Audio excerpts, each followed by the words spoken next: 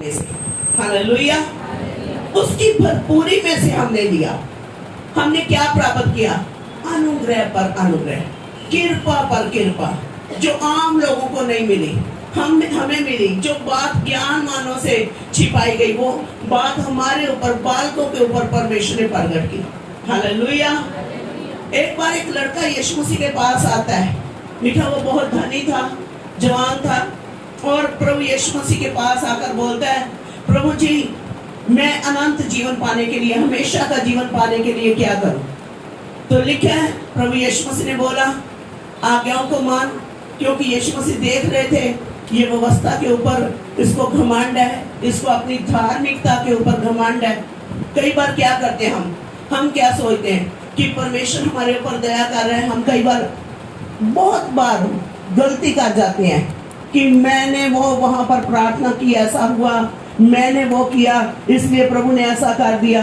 हम प्रभु के साथ सही चले, ये अच्छी बात है। हम प्रार्थना करें, उससे भी अच्छी बात है। हम फास्टिंग में जाएं, और भी अच्छी बात है। लेकिन जो भी हमें प्राप्त होता है वो हमारे कामों के कारण नहीं, बल्कि उसके अनुग्रह से प्राप्त होता है। हालेलुया। लिखे वो लड़का यीशु मसीह के पास आया और प्रभु ने उसको भांप लिया कि इसको अपने धर्म कर्म पर बहुत भरोसा है। उसने बोला, कहता आज्ञाओं को मान। क्योंकि प्रभु यीशु मसीह से देखना चाहते थे कि कौन है दुनिया में जो पूरा 10 की 10 आज्ञा को पूरा कर सकता है। तो उसने सारी आज्ञाएं गिनवा दी। प्रभु मैं सब कुछ करता हूँ, मैं झूठ नहीं बोलता, मैं चोरी नहीं करता, मैं माता पिता का आदर करता हूँ, मैं ये करता हूँ। तो प्रभु यीशु मसीह ने उसकी ओर प्यार से देखा और कहा, ठीक है। कहता है लेकिन अभी भी तुझ में एक बात की घटी है। कहता है सब कुछ कंगालों को दे दे और तू मेरे पीछे आ जा। Hallelujah, hallelujah. व्यवस्था क्या करती है? हमें घमंड दिलाती है। क्या करती है? घमंड, अपने धर्म कर्म के ऊपर घमंड। लेकिन अनुग्रह क्या करता है? हमें डिपेंड होना उसकी ग्रेस के ऊपर, प्रभु के ऊपर हमें भरोसा रखना, हमारा विश्वास को दर्शाता है। हालेलुया। वचन में लिखा है अब्राहम ने क्या किया? प्रभु पर विश्वास किया और यही उसके लिए धर्म गिना गया। हालेलुया। यही उसके विषय लेके धर्म गिना गया। हालेलुया। और इसी कारण परमेश्वर का अनुग्रह जो है वो अब्राहम के ऊपर बहुत था। हालेलुया। वो लड़का कह रहा, कहता प्रभु मैं सब कुछ करता हूँ, मैं झूठ नहीं बोलता, मैं चोरी नहीं करता, मैं सब कुछ पूरा कर रहा हूँ। यीशु मसीह ने देखा प्यार से, कहता अच्छी बात है, सब कुछ क्या कर, कंगालों को दे दे और तू मेरे पीछे आ जा। तो लिखा है इस बात को सुनकर उसका मुंह उतर गया, उदास हो गया और वहां से चला गया। हालेलुया। और यीशु मसीह मुस्कुराने लगे। कहते हैं कि एक ऊंट का सुई के नाके से निकलना सहज है, लेकिन धनवान का स्वर्ग राज्य में प्रवेश करना कठिन है। क्यों? क्योंकि अनुग्रह, जब तक इंसान के पास धन है वो सोचता है मैं परमेश्वर को दे रहा हूं, शायद मेरे देने के कारण परमेश्वर का घर चल रहा है। लेकिन बाइबल क्या बोलती है? नीति वचन क्या बोलता है? कहता अनुग्रह के ऐसी चीज है जिसके लिए तूने मेहनत नहीं करी। कहता दुष्टों की संपत्ति धर्मियों के लिए रखी रहती है। हालेलुया। दुष्टों की संपत्ति किसके लिए रखी रहती है? धर्मियों के लिए। ये एक अनुग्रह है परमेश्वर का। हालेलुया। जिसके लिए धर्मी ने मेहनत नहीं करी लेकिन उसको वो मिल रहा है। कहता दुष्टों की संपत्ति किसके लिए रखी हुई है? धर्मी के लिए। बोले आमीन। हालेलुया। अब वो चला गया और यीशु मसीह देख रहे हैं।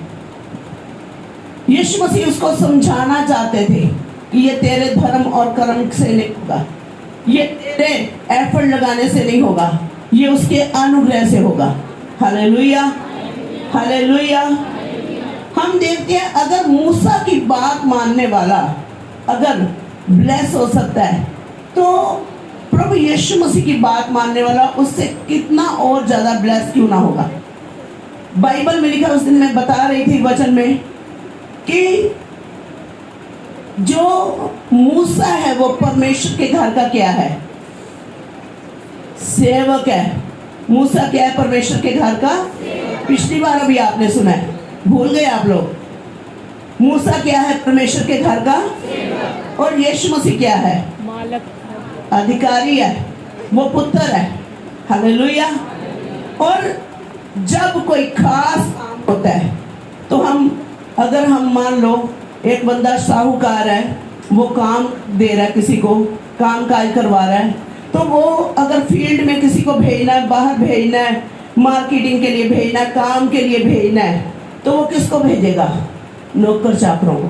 किसको भेजता है? लेकिन अगर स्पेशल कोई काम है, किसी से पेमेंट लेनी है, कोई ऐसा काम है जो सीक्रेट है, जो हम नौकरों से बात नहीं कर सकते, वो काम किसको देते हैं? अपने बेटे को। हालेलुया। सेम परमेश्वर ने यही किया कि मूसा उसके घर का सेवक है, लेकिन यीशु मसीह क्या है? उसके घर का वारिस है, वो मालिक है, वो अधिकारी है उसके घर का। हालेलुया। तो अगर मूसा की आज्ञा को मानने वाले फतेहमंद हो सकते हैं, तो यीशु मसीह की आज्ञा को मानने वाले और कितने भी और क्यों कर फतेहमंद ना होंगे? हालेलुया। कहता मूसा के ऊपर तो वो तेज था जो दिन प्रतिदिन घट रहा था। व्यवस्था पर अगर आप चल रहे हैं, अगर आप अपने धर्म कर्म के ऊपर भरोसा रखते हैं, अगर आप अपनी धार्मिकता पर भरोसा रखते हैं, तो क्या होगा? धीरे धीरे करके वो ग्रेस क्या होती है? काम होती चली जाती है। हालेलुया। मूसा जब पहाड़ से उतरा तो उसका चेहरा ऐसे चमक रहा जैसे सूरज हो, लेकिन धीरे धीरे करके क्या हो रहा था? वो तेज कम होता चला जा रहा था। क्यों? क्योंकि व्यवस्था पर वो चल रहा था। हालेलुया। लेकिन जो प्रभु यीशु मसीह के पीछे चलते, कहता धार्मिक की जो चाल है वो चढ़ते सूर्य के समान होगी, और दिन दिन जो जो दिन चढ़ता है तो उसकी जो तेज है वो बढ़ता है। इसी प्रकार धर्मी जन जो है, जो परमेश्वर के ऊपर भरोसा करता है, जो उसके अनुग्रह के नीचे होकर चलता है, उसकी ग्रेस दिन प्रतिदिन बढ़ती चली जाती है। हालेलुया। हालेलुया।